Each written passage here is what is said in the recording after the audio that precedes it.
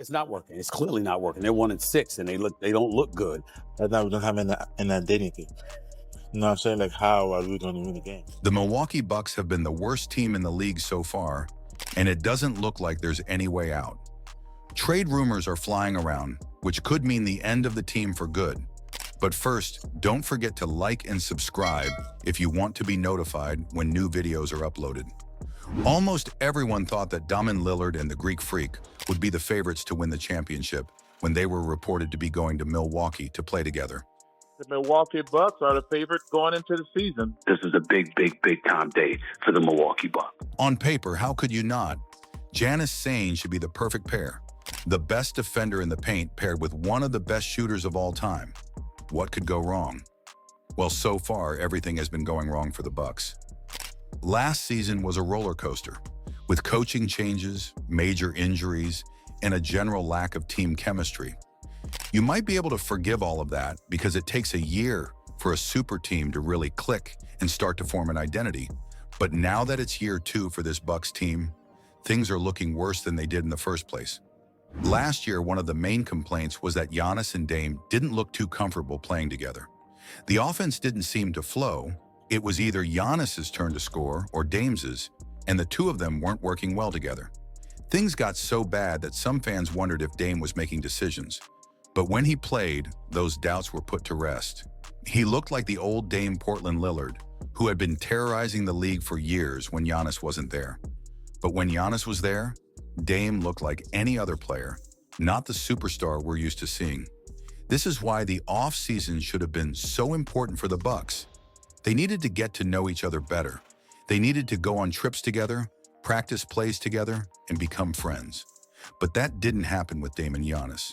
Giannis said that he and Damian Lillard were not able to get together this off-season, but they talked a lot during the summer.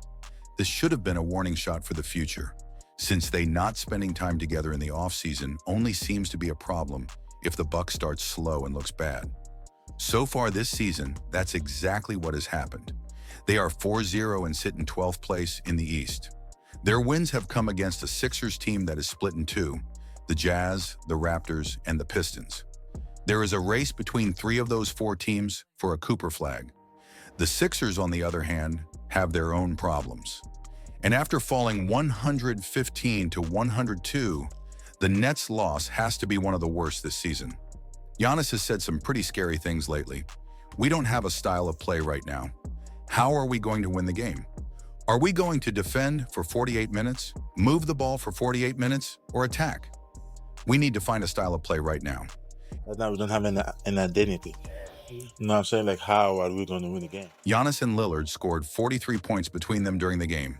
The Bucks hit 30.3% from beyond the arc and turned the ball over 18 times. The Nets also had a 47-43 advantage in rebounds and beat Milwaukee 38-34 in the paint. The Bucks' chances of winning the championship are dwindling quickly. During the offseason, they added some good role players like Gary Trent, Junior Prince, and Delon Wright, but none of them have really clicked yet. Also, their core players are some of the oldest in the league, and they've been hurt a lot. Chris Middleton has had several surgeries in the past few years and has yet to play for the Bucks. Giannis hasn't been fully healthy for the playoffs in 2 years, so they've lost in the first round. Lillard is also out because of a concussion he got a few games ago, and their defense seems to depend on an aging Brook Lopez, whose best years are behind him. Before the Nets game, Doc wasn't happy with their offense. He wanted better shot selection and fewer turnovers. Instead, the Bucks turned the ball over 18 times, which let the Nets dominate. The possession game, they only scored 103 points per 100 possessions, and a much smaller team beat them in rebounds, and a much younger team beat them in execution. Basically, everything went wrong, but at least Doc took blame for the terrible loss. We need to do something to get our players more open on offense.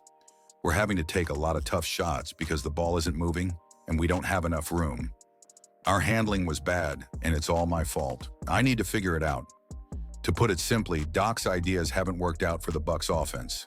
They're still running the Harab ball, and most of the offense is just Giannis and Dame Isos with the odd Bobby Porzingis post-up. It sounds terrible, and it's been even worse in practice. The offense is ranked 28th in assists, and the ball doesn't move around much. which makes players stand still. The Bucks are ranked 27th in the NBA for off-ball movement, which means that players are mostly stuck in place, which makes it easier for teams to protect them. Going back to what Doc said, he wants the back way, not cutting the dribble handoff and screens away from the ball. Where is all of that? With Giannis and Dame, you'd think the team would be an offensive powerhouse, but they're not. This shows how bad their defensive instincts are even more, since elite offense can hide bad defense. But he ain't known for being that kind of dude defensively. And what you've surrounded him and Dame with, we all obviously have to look at Bucks management and say, what are you doing? But when you're not scoring well, you need a strong defense to keep you in games. The Bucks are currently ranked 17th in defensive rating, and it's taking heroic efforts from Giannis to keep his team in games and hopefully win. He had to drop 59 points for the Bucks to win a dramatic overtime clash against the mid-level Detroit Pistons on Wednesday night, highlighting a problem that has plagued the Bucks through their first 12 games. Just recently, he had a triple-double against the Hornets, but they lost even though Charlotte ran Grant Williams at center because of their own injury problems. That's just not acceptable, and the main reason for that is their defensive game plan. The Bucks are happy to pack the paint, block shots at the rim, and let their opponents take as many threes as they want. That's not a bad strategy, but when the other team knows exactly what you like to do and how you rarely change things, then they have the upper hand. To protect the rim, players will often overhelp, leaving shooters wide open, and so far, almost every team has made them pay. The Bucks have shown that they aren't good at offense. Their years of being the best at defense are over. Their coach hasn't found a system, and their two star players haven't figured out how to play together. In short, they've shown that they're not a championship contender, especially when teams like the Celtics are destroying everyone, including the Bucks. This is a very important year for the Bucks because another early exit could mean a complete rebuilding of the team. It may not seem like it now, but we could look back at this season and realize it was Giannis's last year in Milwaukee. To avoid this happening, the Bucks need to make a complete 180, and it all starts with coaching and putting in place a system that lets their superstars shine. If not, the team might have to face the fact that they don't have any control over their first-round picks until 2031. That's right, until 2031. The only way they might be able to save their future is if they did a hard reset and used Giannis as a trade chip. If that happened, other players like Dame and Brook Lopez would follow suit, and the Bucks could end up getting back a huge haul of draft picks and some young talent. They might need to think about this option because there doesn't seem to be any silver lining or light at the end of the tunnel for this current team. If you enjoyed this video, make sure to hit that like button and share your thoughts in the comments below. Don't forget to subscribe and turn on the notification bell so you never miss our next deep dive into the truth behind the headlines. Until next time, stay curious, stay informed, and keep uncovering the truth.